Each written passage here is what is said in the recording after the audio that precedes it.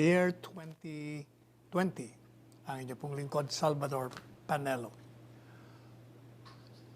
Kahapon, alas 2 ng hapon nung mapanood natin si Justice ng Supreme Court, Leonen.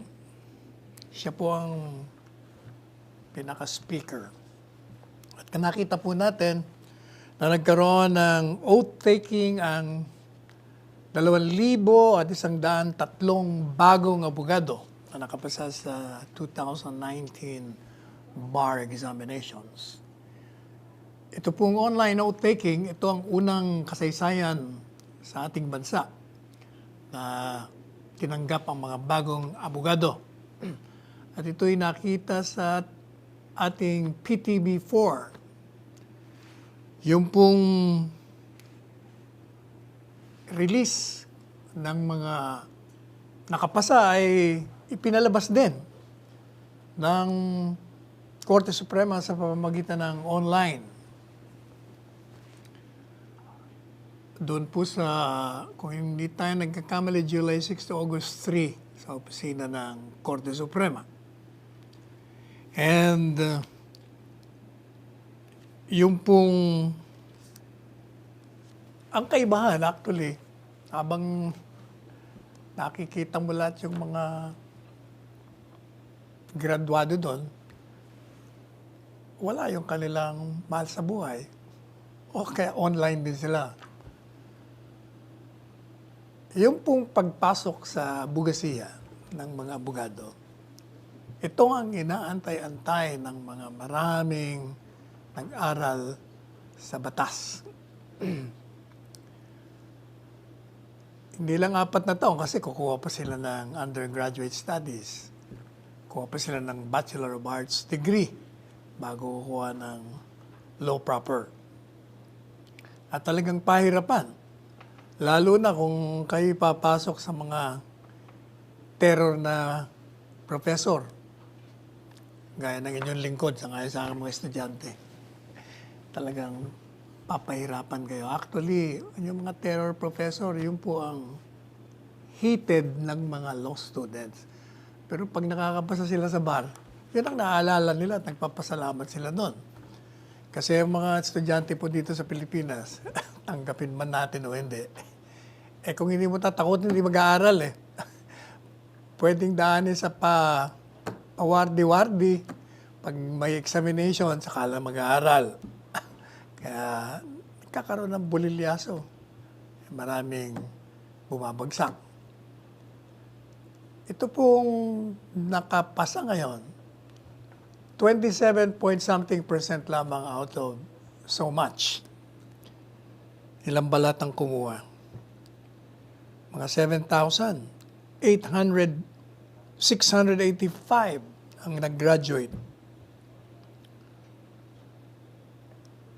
Actually, malaki na nga po yung 27%. At given the rating of the top-notcher, 91, ang naging consensus ng marami, mukhang madali yung exam. Yung mga inaasahan na mag-top sa bar, yung galing sa UP, sa Ambeda, at sa Ateneo, parang nawala sila. Sapagkat yung mga nag-top sa bar, kaya nung number 1 na si Myra Baranda, ano kaya ito nung classmate ko sa AB na Baranda, ay graduate po ng UST sa Legazpi, hindi itong UST natin sa Mindiola, sa Maynila. At yung pangalawa, Sambeda nga, pero hindi Sambeda rito sa Mindiola, kundi sa Alabang. Yung number 4, 88.336. Jocelyn Fabello, galing po sa Palawan State University. Yung panglima, si Kenneth Glenn, saan ba siya graduate? UST. And then yung 6, si Buergo sa JR University, sa Jose Rizal, sa Pasig. Sino pa? Sa Baguio, meron top-notcher, si Anton Luis Avila. And then si John Dexter Rojas, Polytechnic University of the Philippines. 87 naman si Babelan Madera, UP. University of Lasal. Kita nyo, wala kayong narinig na may galing sa UP, o sa San Beda, o sa Ateneo. Sabi ko nga, nakausap ko si Justice Leonel. Ayaw ko kung gusto niyang ipaalam sa inyo yung sinabi niya sa akin. Anyway, ang komentaryo ko, sabi ko, madali yata ang exam. Mga simple lang mga tanong. Akala ng mga magagaling natin, masyado nang malalim ang tanong kung ano-ano nang pinagsasagot. Kaya maraming mataas ang marka. Dito sa amin sa opisina, mayroon din akong bar-top notcher. Si Asek Darren Salipsip. 10th placer ito. Ano bang year ka Darren nag-graduate? Nag-par? 2010. Kasabay ito ng aking anak na si Paolo. Bred pa sila sa Legis. Aquila Legis. So anyway, anong magiging mensahe natin sa inyong mga bagong abogado? Congratulations sa inyong lahat, lalong-lalo na doon sa mga magulang ninyo at sa mga kabiyak ninyo at mga girlfriend nyo at mga kapatid na sumuporta sa inyo na talagang pahirapan. Pumasok na kayo sa bagong kabanata ng inyong buhay. Doon po sa mga estudyante, palagi kong sinasabi, nung tayo nagtuturo, kung kayo'y maging abogado na, makarating kayo sa kahit na anong posisyon, whether kayo maging piskal, maging judge, maging senador, maging kongresista, maging mayor, gobernador, huwag niyong kalilimutan yung napag-aralan nyo sa batas. I-apply ninyo. At huwag kayong mangimi at kalimutan nyo ang inyong relasyon sa mga involved sa isang kaso. Tingnan nyo lang kung ano ang batas at i-apply ninyo yon. Kung kayo naman ay nagpa-practice, huwag kayong humawak ng sarili nyong kaso ng inyong pamilya sapagkat magiging emotional kayo. Mawawala ang objectivity ninyo. Pa-handle nyo sa ibang abogado. Pero kahit na saan kayo makarating, huwag kayong magpa-intimidate, huwag kayong magpatakot, huwag kayong magbenta. Panatilihin nyo ang inyong integridad at honor sapagkat yung mga virtues na yon, yun ang maaalala pag kayo'y wala na sa balat ng lupa. So meanwhile, nagsisimula pa lang kayo, kailangan maganda na kagad na tahakin nyo ang landas ng righteousness na tinatawag. Yung wastong paghawak sa mga kaso, yung wastong pamamalakad sa anumang uri ng papasukan ninyong whether negosyo o public service. Yan po ang may papayo natin sa inyo. Meanwhile, puntahan po natin ang problema ng Cebu. Sa Cebu, kaya naman pala, gaya ng binanggit natin sa inyo ng isang makarang programa natin, yung reklamo ng mga taga-ron na nagte-text sa akin, paano naman hindi kami magkakaroon ng marami dito? Ang daming binibigyan ng mga quarantine passes. Alam niyo po ba kung ilan ang quarantine passes na binigay doon sa Cebu? 250,000 quarantine passes. Can you imagine that? Kaya nga, kaya maraming nagkaroon ng sakit ng COVID. Nagkahawaan dahil sa isang pamilya dapat isang tao lang.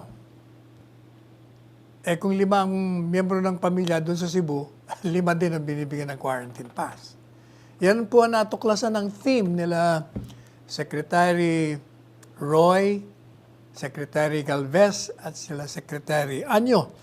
Kaya tinanggal po yung pinawalang visa lahat ng quarantine passes that were issued prior to their arrival. At ini-strictuhan na nila ngayon. Yung mga nandun, sari-sari din ang mga sinasabi ng mga local official, nagtuturuan sila, kaaway sila. Yung mayor, mukhang hindi kasundo si vice mayor. Yung gobernador, mukhang hindi rin kasundo. Kaya, sa halip na magkatulungan sila, nagkakaroon ng alitan. Maliban pa doon, marami tayong nababasa, marami nagte-text na pati daw yung kaugnay sa release ng 1 billion dyan sa Cebu, ng council, para tugon sa COVID, mukhang marami daw anomalya, maraming korupsyon, ang daming mga lumabas na mga posting, kaya kailangan daw imbestigahan. Ang payo ko naman sa inyo, kung meron kayong mga ebidensya, pakita nyo agad sa mga kinaukulang otoridad upang masampa ng kaso kung sino man ang may kasalanan. Marami tayong naririnig, marami pang online. Siguro makakarating kay Presidente yung mga nasa online dahil madami naman nag-share. Maraming reklamo. Pinangalanan nila kung sino mga sinisisi nila sa pangyayari dyan sa Cebu. Hopefully, dahil po i-strictuhan na yung pag-issue ng quarantine pass, magkakaroon ng restraint yung mga tao sa kanilang paglalabas. At saka siyempre, yung gaya ng palagi natin sinasabi, yung pagsusuot ng face mask. Merong isang bansa yung isang hukom, I forgot the name of the country, but the president there refuses to wear a face mask. Kaya sabi ng hukom, presidente ng bansa was directed to wear a face mask pag siya'y lumalabas. Kung hindi, bibigyan siya ng fine. Ang laki ng fine Okay, ito niyo yun. Ngayon, lumalabas kahit sa mga, kung ano rin kayo sa telebisyon, yung kahalagaan ng face mask na talagang hindi pa rin sinusunod. Ngayon, dumana naman ako, yun pa rin, the same people are not wearing their face mask. Paano mo ipapaliwanag yun? Ang feeling siguro nila, malakas sila. Pero kahit po kayo malakas, pag kayo inabot ng COVID, tatamaan din kayo. Buting-buti na lang kung lahat tayo ay conscious sa ating mga kinakain sa araw-araw. Yung kailangan palaging masustansya, vegetables, umiinom tayo ng tubig. Alam niyo ba kung ilang iniinom kong tubig isang araw? 1 gallon of water for the last 30 years. Kasi yung tubig ang pinakamadaling magpalinis ng katawan. Kailangan daw po yung tubig. At kailangan marami daw vitamins. Dami naman tayong klaseng vitamins. Kailangan daw may vitamin C, vitamin D. Ito nga ulan, nabasa ko sa ewan ko kung totoo naman to. Yan daw ulan, isang uri ng vitamina. I forgot vitamin D, 10 something, I forgot na. Basta, lahat ng mga, alam po niyo, pag may nababasa kayong sa internet, kung hindi naman makakasama sa inyong kalusugan, gawin nyo. Huwag nyo lang susundin yung mga makakasama sa katawan ninyo. Ang mahalaga sa ngayon, pareho ng mga sinasabi ng lahat ng eksperto, basta sundin nyo lang yung pagsusuot ng mask at yung safe distancing. Kasi pag talagang a few feet away lang kayo, siguro kung mga 1 foot away kayo, nag-uusap kayo, katabi mo, talagang tatamaan. Lalo pa kung hindi ka nakasuot ng face mask. Saka yung paghuhugas ng kamay. Napakadali lang naman gawin kung talagang tutusin. Pero kakaroon tayo ng malaking problema dahil nga, sabi nga ni Presidente, complacent kayo eh. Well, anyway, babalik tayo dyan dahil meron pong isang topic tungkol pa dyan sa COVID. Puntahan muna natin bigyan natin ng papuri itong si Secretary Sunny Dominguez. Sapagkat dahil po sa prudent fiscal strategy ng Pilipinas ay na panatili nito yung kanyang credit worthiness, which in turn enable it to access funds for its coronavirus disease. Yan ang kagandahan. Sabi po ni Secretary Dominguez, the Philippines was able to secure these generous rates and longer terms from multilateral lenders in the global bond market at a time when governments across the globe have been competing for scarce financing to keep their economies afloat and the health and economic crisis triggered by this pandemic. Kaya sinasabi po niya, habang yung ibang bansa ay nahihirapan na kumuha ng pondo, ang Pilipinas ay napanatili niya na tayo mapagkakatiwalaan na mababayaran natin kung tayo man ay uutang. At yan ang kagandahan po, sabi nga ni Secretary Dominguez, dahil sa ginawa ni Presidente Duterte na prudent ang economic policies natin. Kaya ang ating pong rating according sa Japan Credit Rating Agency, na nasabi na natin noon, from BBB+, ito po ay naging A. Great. Biro niyo yan. Pandemic na yan, ha? Hindi tayo naapekto ng pandemic pagdating doon sa credit worthiness ng ating bansa. Meanwhile, lumakas po naman ang piso natin. Lumakas ang piso, ibig sabihin may mga dollars. Nabawasan yung equivalent ng dolyar ninyo. Kung meron kayo sa bangko, may mga tinatago kayong dolyar. Dati kasi, umabot pa yan sa 55. Naging 54, 53, 52, 50 pesos to a dollar. Ngayon bumagsak. Tumaas in the sense na tumaas ang peso natin kasi naging 49 peso to a dollar na. So kung meron kayong $100, ang equivalent nun ay 50,000 noon. Ngayon, nakulangan na kayo ng 1,000. 49,000 na lang. Pero yung mga magagaling, ang ginagawa nila, pag may nakakatip sa kanila na yung dollar ay lalakas, binibenta kagad yung mga dolyar nila. Pag bumagsak, saka bibili ulit ng marami. Magagaling. Pero yung iba naman, hayaan mo na, ilang libo lang yan, ilang daan lang yan. So anyway, yun po ang magandang balita, lalong-lalo na doon sa mga taga ating bansa. Pero yung mga tumatanggap ng dollars sa ibang bansa, like sa Amerika, liliit ang papadala nila kasi yun ang equivalent.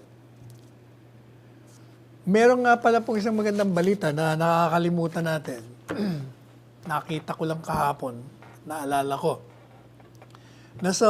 Nung nagsalita si Presidente, nung huli ko siyang mapakinggan, ay binalita niya na si Mayor Chavit Singson, na dating gobernador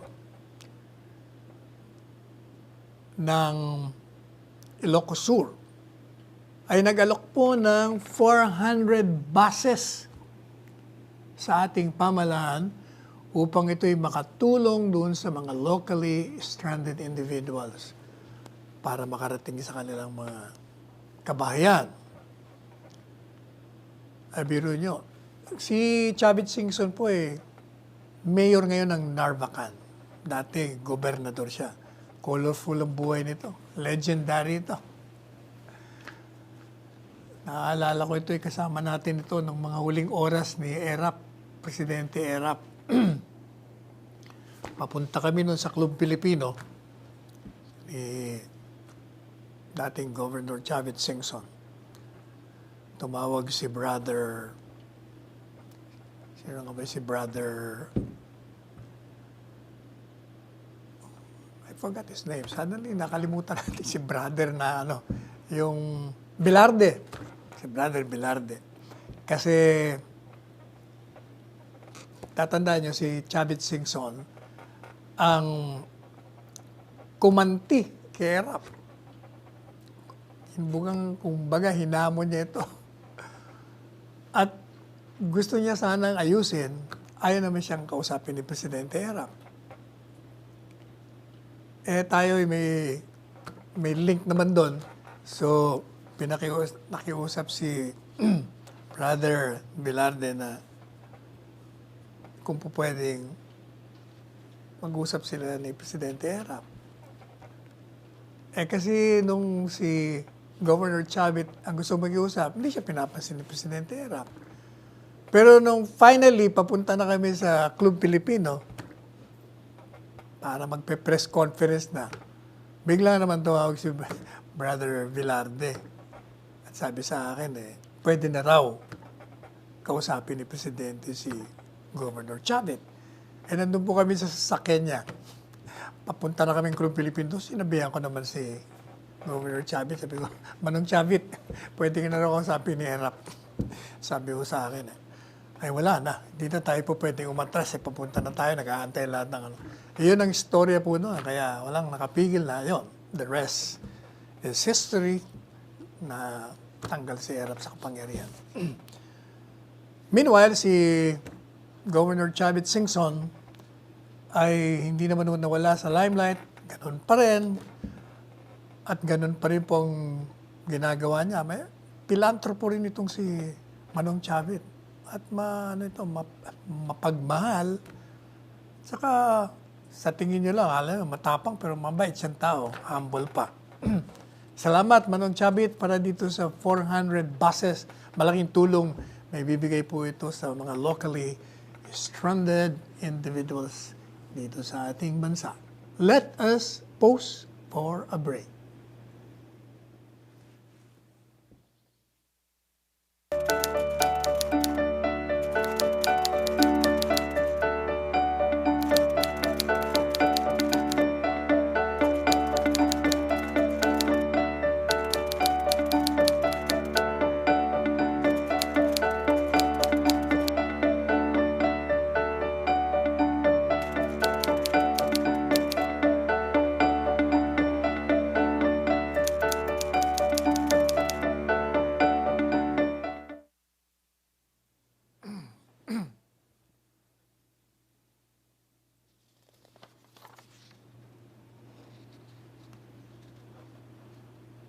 Okay.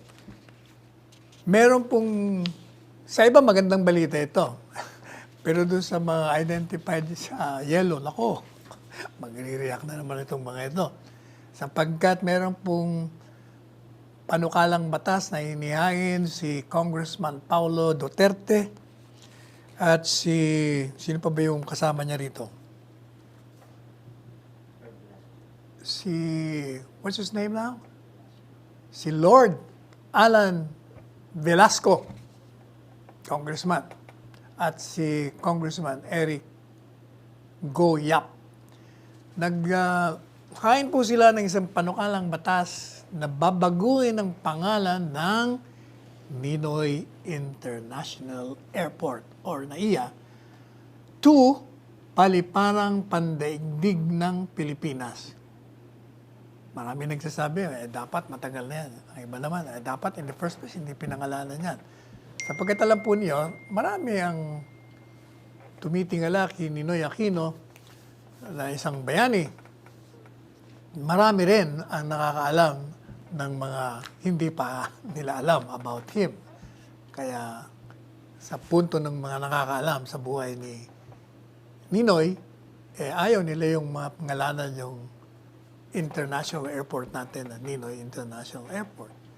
Ang sabi po ni Congressman Paulo Duterte, the name bears no color, no political agenda. O nga naman, kasi kung pandaigdig na paliparan, walang tinutukoy na pangalan. Hindi kagaya ng Ninoy International Airport. Tinutukoy mo yung isang tao. Gusto raw po ni Congressman Duterte, Paulo, na to reflect the legacy of the Filipino people, our everyday heroes. It signifies, sabi niya, our warmth. Pinapakita raw yung init na ating pag-welcome sa mga kababayan natin at sa mga foreign visitors. Sa ngayon naman kay Congressman Velasco, yung proposal seeks to reposition the Philippines as a choice tourist destination as we prepare, according to him, to reopen the country to travelers once the pandemic is over.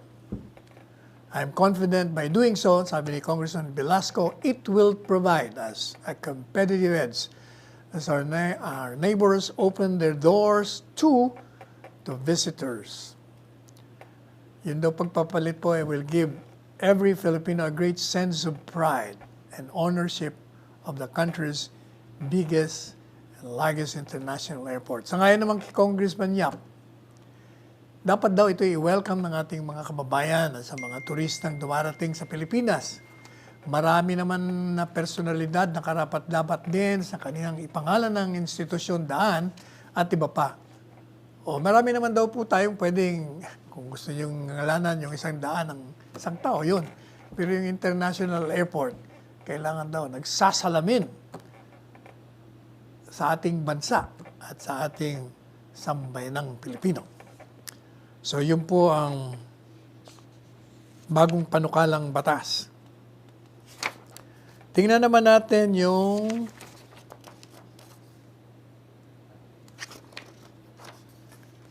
may isa pong balita tungkol sa, natatandaan nyo yung isang teacher, na batang teacher ng high school na post ng reward ng 50 million kung sino ang makakapatay kay Presidente Duterte.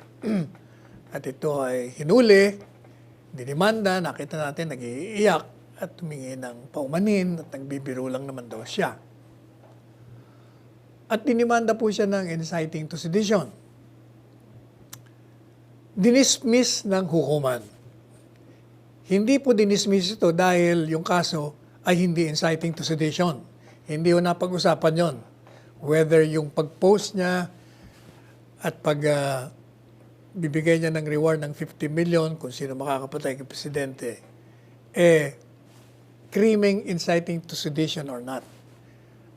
Kaya po na-dismiss ito dahil ang sabi ng hukuman, yun daw pong si Romel Mas ay inarestong illegal sapagkat hindi raw po mag-a-apply yung warrantless arrest dito dahil wala namang personal na kaalaman yung mga nanghuli, yung mga NBI na may kinakamit na krimen sa kanilang harapan o meron silang personal na kaalaman na ginawa yung krimen. At yung daw pong argumento na inamin niya naman sabi ng hukuman na hindi. Hearsay yun. Unang-una, gaya ng mga naipaliwanag na rin natin dito sa kaso ni Reza. O hindi, dun sa anti-terrorism bill na pag nahuli ka, kailangan meron kang abogado at kung anumang confession mo doon at wala kang abogado, inadmissible in evidence. Kaya sabi ni Judge Paradesa, ay hindi po pwede yung pag-amin. Unang-una, it was done without the assistance of a lawyer.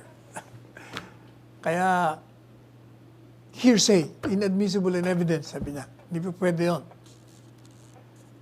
Kasi sinasabi ng mga sa prosecution, na-cure. Nagamot na ho yun. Dahil inamin niya na naman eh. Sabi ng judge, tama si judge dito. Hindi po pwede. Kailangan talagang meron siyang abogado nung inamin niya yung kanyang kasalanan. And considering now that the accused Mas has timely raised objection to the legality of his arrest before arraignment, at talaga naman daw illegal yung pagka-aresto, wala pang jurisdiction ang hukuman sa kanyang person, kaya dinismiss on that ground. Ito ang problema ni Mas. Dahil dinismiss yan on that ground, pwedeng kang madimanda uli. Tignan natin kung anong gagawin. Anyway, pero alam nyo yung dismissal, maganda ring lesson po yan, leksyon sa mga law enforcement agents na kailangan yung warrantless arrest under Section 5 of Rule 113. Sundin ninyo. Dahil magkakaproblema kayo, pag hindi, kung baga, mati-technical kayo, na-technical kayo eh. Yan ang magiging palaging suliranin ng lahat. Palaging stick to the rule of law, to the rules of court, para hindi kayo madidismissan ng kaso. At the same time, leksyon din ito kay Romel, although palagay natin nakakuha niya na yung leksyon dahil umiiyak nga siya, tumingi na ng dispensa, nagbibiro lang naman daw siya. So, on both sides, pareho leksyon. At, ano pang leksyon naman to para kay Maria Resbak at doon sa mga kritiko na sinasabi nyo na itong ating juridikatura ay hindi nag-o-observe ng rule of law. Ayun, o kita nyo, dinismiss dahil hindi sumunod sa inuutos ng batas. O hindi ibig sabihin, gumagana ang sistemang juridikatura natin. Kaya yun ang mga leksyon po na nakita natin dito sa kaso ni Romel Nas. Napuntahan naman natin itong si BP Lenny, yung kaibigan natin. Magalit na naman doon sa atin. Kanina napanood po natin siya, ni-interview siya ni Karen Davila. At earlier, meron na siyang pahayag. Hindi tayo nagkakamali kahapon na lumabas sa dyaryo ngayon. Sabi ni BP Lenny, "This is a health pandemic. Ba't may mga tangke sa daan?" The military has been very helpful even to our office, pero I think we should take a more public health approach. Akala ko ba nakakatulong? Ngayon nagre-reklamo ka. Naman BP Lenny. Alam mo yung tangke, inilagay yun doon para sa security ng mga kababayan natin, hindi para yun laban sa kanila. Kaya nga sila army. Yun nga ang trabaho nila, to protect the Filipino people. Ano pa sabi ni BP Lenny? I have great faith daw na kung papaalamin daw lang, kung ang style daw natin yung health approach, maintindihan ng tao, ano bang ibig sabihin ng health approach? Tanggalin natin yung tangke, tanggalin natin yung military, mga pulis, hayaan natin yung ahensya ng isang gobyerno na civilian ang mag-secure ng ating safety at mag-implement ng mga rules. Siguro hindi naman po pwede yun. Meron pa siya mga sinabi dun sa programa mismo ni Karen. Ano man sinabi niya? Eto. Nagulat ako kanina nung pinapakinggan ko siya. Sabi niya, dapat daw ay immediately tumugong kagad tayo sa emergency. Dahil ang pagkarinig ko sa kanya kanina, like daw noong January 31, nung confirm na merong namatay na COVID case, dapat daw nag-travel ba na tayo? Nagulat po ako kasi Sabi ko, itong si BP Lenny mukhang hindi ito nagbabasa o nakalimutan niya na yung nakaraan. Immediately nga nung nagkaroon ng confirmation na meron na pong namatay na isang Chinese galing sa China na may dalang virus at namatay dito, nag-travel ban kagad si Presidente. Yung mga manggagaling sa Wuhan, China, papunta rito. Tinanggal niya nga yun eh. Nagkaroon nga ng travel ban, kaya hindi po totoo. Yung sinasabi ni BP Lenny, nagkakamali ka doon, BP Lenny. Ano pa? Hindi po natin nakakalimutan yun kasi ako mismo ang nag-issue ng statement the day after at in-announce natin na may travel ban. Sa rekomendasyon po ni Secretary Duque na sinasabing hindi raw kagad tumugon. Siya nga nag-recommenda kaagad nun eh. Ano pa? Yun naman daw pong testing. Yung testing natin by end of May, dapat daw mayroon ng tayong 30,000 tests a day. Pero daw until now, kalahati pa lang yata. Tama yung yata mo. Kasi sabi mo 15,000 or 16,000. Mali ka doon, BP Lenny. Dahil, ang pagkakaalam natin, dahil ito'y in-announce na, nakarating na tayo sa 50,000 testing capacity target natin. Ngayong June, ang dami na nga natin 66 testing laboratories eh. Noon, sabi mo, dapat maraming testing. Ngayon naman, kukomplain ka naman, bakit marami pa rin? Ibig sabihin, mali yung ating pagtugon. BP Lenny. Kaya maraming mga COVID cases kasi nga marami ng testing. Noon halos walang testing o content testing. Ngayong marami ng testing, di na lalaman na natin kung sino ang may dalang sakit o wala. Kaya sinasabi ni Lenny, ang problema nga kay BP Lenny kanina nung pinapanood ko siya, hindi niya rin malaman kung babanat siya. Kasi at the same time, sinasabi niya, believe naman daw siya sa mga, marami naman daw ginawa. Marami naman ginawa ang pamahalaan.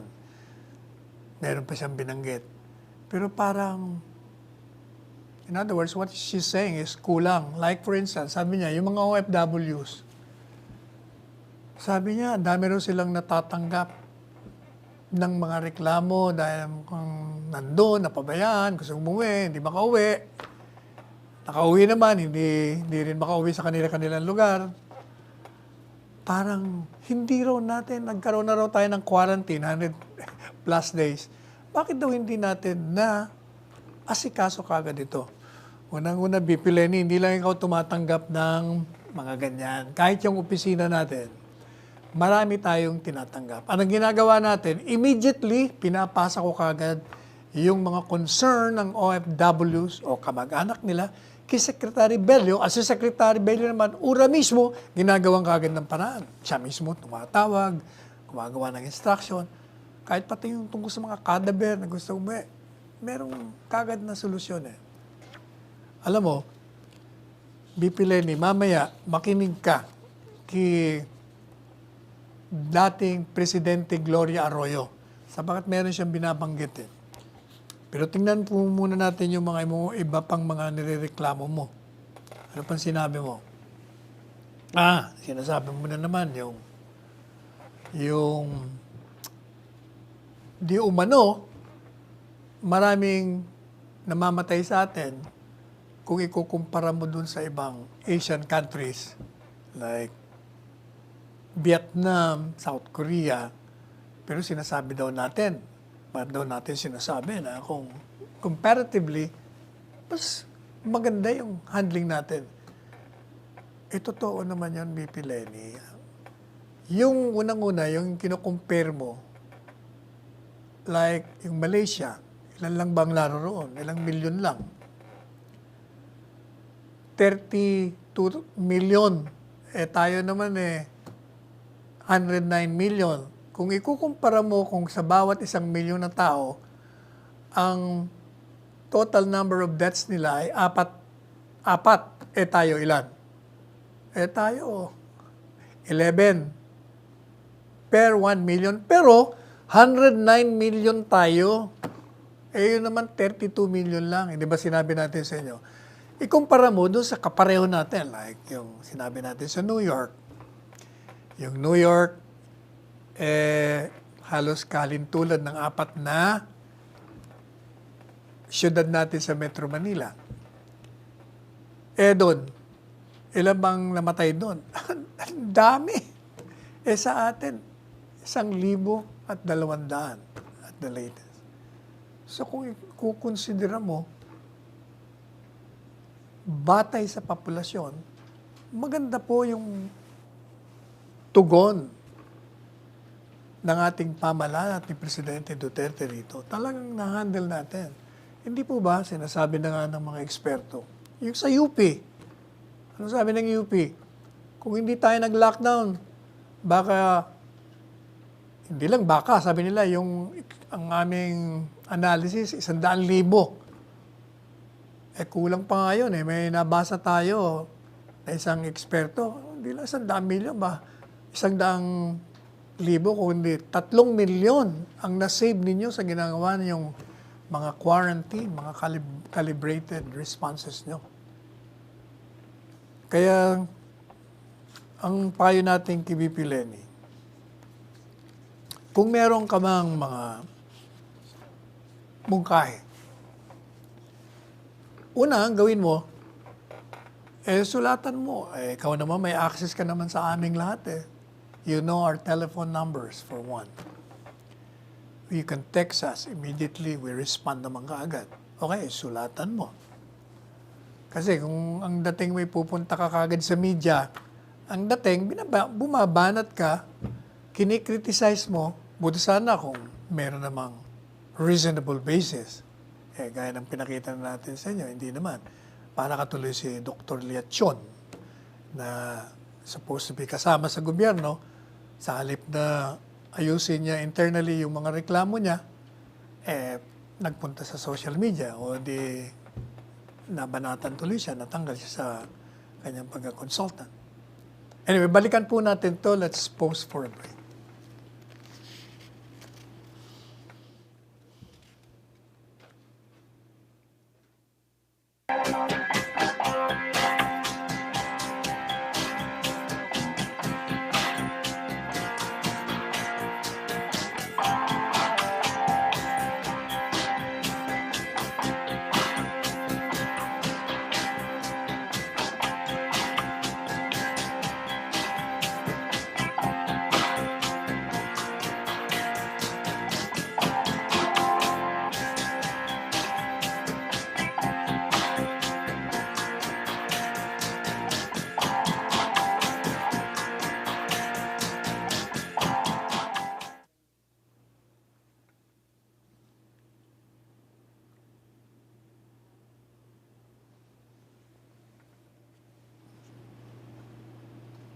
Meron pang binabanggit si VP Lenny. Dahil recently, mukhang naging biktima ito ng fake news. Dahil lumabas yata sa social media na nagpadala siya ng spoiled food dun sa ating mga frontliners o kung saan man, na hindi naman totoo. Kaya gusto niya raw sana magdemanda pero mukhang hindi niya na itutuloy. Pero siguro marirealize ngayon ni VP Lenny na talagang yung fake news, marami talagang naninira. That is why kailangan talagang meron tayong cybercrime law para matigil na ito. Tuloy, pati si Teddy Boy Locsin, napagsabihan siya. Sabi ni Teddy Boy Locsin, tigilan mo na yung pagrereklamo mo, VP Lenny. Sabi ni Teddy Boy Locsin, please stop complaining, please. Tungkol dun sa tangke, sabi niya, alam mo, yung New Zealand, turned to the military as well, sabi ni Teddy Boy Locsin. Secretary ng Foreign Affairs. Ganon din po yung isa pang bansa. Kung baga, kaya lang naman hinihingi yung tulong ng military para pairalin mo yung mga protocols, para yung mga pasaway,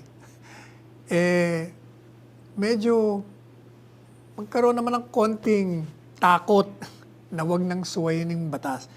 Kasi para sa kaligtasan din naman nila yon. Hindi po dinadala yung mga pulis at military dyan para maging pahirapan tayo sa ating paglabas o paglalakbay. Kung hindi, para bigyan tayo ng kaligtasan sa pamamagitan ng pagpapairal ng mga safety protocols. Now, dito, BP Lenny, makinig ka. Kasi si dating Presidente Gloria Macapagal Arroyo ay nagpahayag po nung isang araw at lumabas kahapon ang kanyang pahayag. Ang sabi po ni Presidente Arroyo, batay sa kanyang karanasan, dahil dun po siya naging presidente ng matagal, 3 sakit ang dumapo sa Pilipinas. Yung pong severe acute respiratory syndrome or SARS noong 2003, bird flu in 2006, at yung swine flu in 2009. Sabi ni Presidente Arroyo, ito BP Lenny, bagay ito sa'yo. It is easy to criticize when you are seated at the sidelines. Madali ang mag-criticize. Kung ikaw ay wala sa hot seat, nandiyan ka lang sa tabi-tabi. Hindi kagaya ng mga nasa aktual na labanan, na sabi ni Presidente Arroyo, actual gladiators at the arena have a very different perspective in dealing with crisis. Kumbaga sa boxing, iba yung nandun ka sa ring kalaban mo, alam mo kung anong dapat na ibanat, hindi kagaya ng mga nanonood, ibaan pananaw nila. Kaya sinasabi ni Presidente, nung ako ay presidente ng bansa, ang laki ng aking tiwala at in fact, pinupuri ko kung paano tumutugon si Secretary Duque, Secretary Galvez, si Presidente Duterte, at lahat ng mga frontliners na narariyan. Kasama na po yung mga pulis, yung mga doktor, mga nurses, lahat. Sabi niya, maganda ang ginagawang pagtugon ng pamahalaan. Sabi ni Presidente, nanggaling ako dyan. Kaya siguro naman meron akong karapatan na magsalita na yung ounce of their effort ay more than the tone of criticism they receive day in and day out. Kung baga, yun daw pong kanilang konting pagsasakripisyo. Sobrang mas mahalaga yun sa isang track na kritisismo na tinatanggap nitong mga bayani natin. And sinabi ni Presidente Arroyo din, I have respect for civilians keeping the basic wills of the country going in other sectors. Makinig kayo kay Presidente Arroyo kasi may karanasan to. Madali lang nga naman talagang mag-criticize kung wala ka dyan sa loob. Pero pag naroon ka, iba ho ang inyong pananaw. That reminds me. Ito pong si Tony Lopez, na kaibigan natin, na napulaan din natin dito sa ating programa. Pero dito, medyo agree kami on a certain issue. Sapagkat kagabi, napanood niyo po si Maria Reza sa BBC. Napanood ko rin. Tama-tama, matutulog na ako. Biglang parang narinig ko ang boses kasi palagi ako nakatutok sa either BBC, CNN o saan pa. Nako, 30 minutes, sabi ni Tony Lopez, kawawa naman ang bayan natin. Sinisira ng carpetbagger na si Reza, wala naman stake o loyalty sa Pilipinas yan. Alam mo yung merong pong article si Tony Lopez tungkol sa guilty verdict ni Reza. Pareho rin ng artikulo natin. Nilagay niya po lahat yung mga argumento ng hukuman para yung mga walang panahon mabasa. Pero meron siyang binabanggit si Tony Lopez na gusto kong ibahagi sa inyo. Ito ang sinabi niya, and I will quote him. Tony Lopez said, "If there is any reason why Filipino journalists should hate or be thankful to Maria Reza, the diminutive American girl masquerading as a crusading Filipino journalist in the Philippines through her upstart media company, Rappler, it is her conviction on June 15, 2020 under the cybercrime law." Sapagkat, according to him, bakit daw dapat nating pasalamatan to sa kanyang conviction? Kasi daw, yung conviction exposed two things. One, Maria Reza is a negligent, incompetent, overrated, and malicious journalist. Intindi Tony Lopez. Kagalit si Maria Reza nito. Hindi negligent, kung baga careless. Hindi po. Gaya nga na sinabi ng hukuman, hindi ka naman nag-verify. Kaya negligent ka. Tapos incompetent. Ako, masakit ito. Hindi ka competent sa trabaho mo. Overrated. Masyado ka na binigyan ng rating na mataas. Kaya lumaki masyado ulo mo. And malisyoso ka daw na journalist. Yun ang unang naging parang resulta ng conviction. Yung pangalawa daw, dito baka Tony, magkakaso lang nga tayo dito sa sinabi mo. The libel provision of the Cybercrime Preventive Act is an insidious attack on press freedom and sends a chilling effect on all journalists, legitimate and bogus, especially the bogus kind. Write an article that somebody doesn't like today online, and for the next 12 to 15 years, you will be constantly under threat of libel. Alam mo, Tony, yung portion na yun, yung pangalawa mong sinasabi, medyo malabo sa akin yon. Dahil hindi yun attack sa press freedom.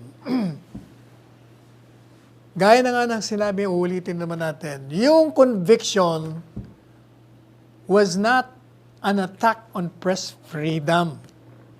It was a case of accountability by reason of your abuse of the press freedom.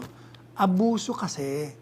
Ang inaatake doon yung abuso. Kung hindi, madalit sabi, hindi po natin palalampasin ang pag-aabuso ng mga periodista at kahit na sinong tao, ikaw man ay malaki, maliit, mayaman, mahirap, opisyal ka man o private individual, na abusuhin mo yung karapatan ng pagpapahayag. Hindi po pwede yun. Kaya, tandaan po nila natin na yung ating saligang batas, garantisado tayo na magpahayag. Pero sabi ni Tony Lopez, ano bang silbi ng freedom of the press kung walang murahan, wala daw cursing. Nakakatawa rin naman siya. Alam mo, pwede naman yun, pwede ka naman magmura ba't naman hindi? Kaya lang, huwag mong patutungkulin yung isang tao at pagkatapos, wala ka namang kadahilanan para murahin mo siya. Kasi siguradong papasok ang libel dyan. So pwede lahat yan actually. Maraming magagaling dyan. Sabihin niya, bakit si Presidente Duterte? O bakit si Presidente Duterte? Pag nagmumura siya, yun ay expression ng outrage niya on a particular event. O kung sa isang tao naman, yun ay para pamukha sa kanya na mali ang ginawa mo. Kaya nga, tanggap na tanggap si Presidente. Kasi yung style ni Presidente Duterte, Yun din ang estilo ng ordinaryong Pilipino. Ganon. Kaya tanggap na tanggap siya. Oh, that reminds me. Yung kay Resbak, nung ini-interview po siya, binabanatan din siya ni, ano mga pangalan, Mr. Sucker. Sabi niya, ikaw, bumabanat ka kay Presidente Duterte, pero yung mga survey, lumalabas na talagang lab na lab siya ng mga tao. Hirap na hirap din siya sumagot doon eh.